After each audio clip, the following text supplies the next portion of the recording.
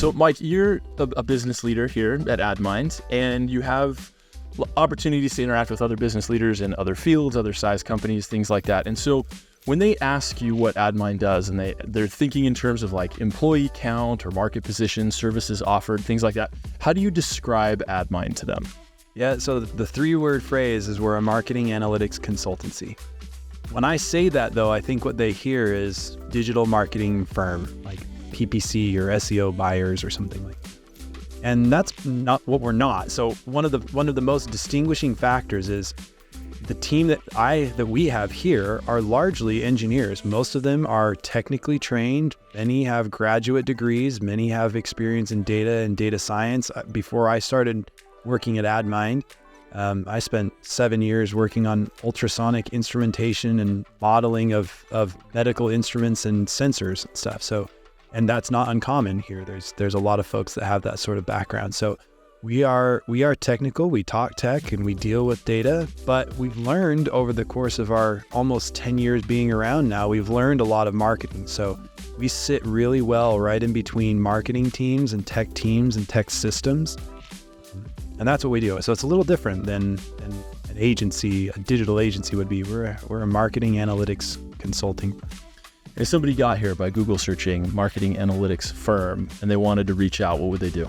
Well, call us up. And one of the things that you'll notice is that we don't act like a big sales organization here. You'll get a chance to talk to me or one of our other engineers, and we'll talk about what you're working on and if there's potential solutions that we can be helpful with, and we'll help you make that decision. But it's not going to be a high pressure sort of thing. Mike and Adam in the credits. So when you said that we've been around for almost 10 years, it made me think of a Schmidt thing, which he like constantly will say something like, just shy of half a decade.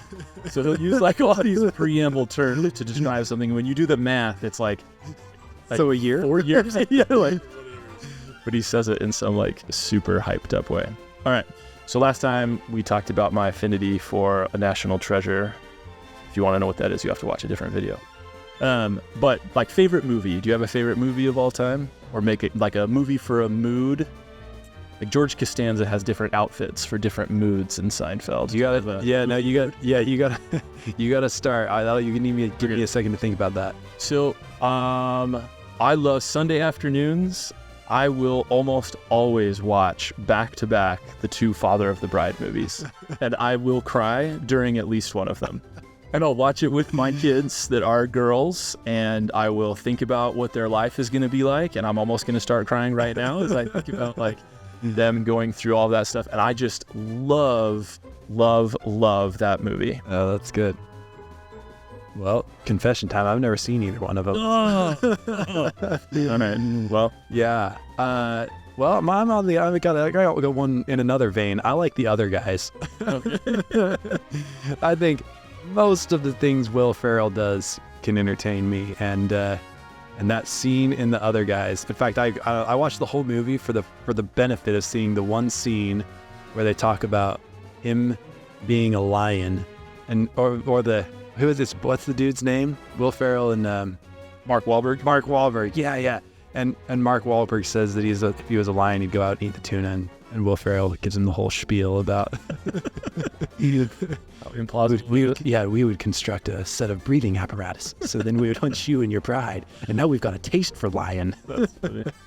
Yeah, well, confession time. I've never seen that movie. Oh, it's worth watching the whole thing for that scene.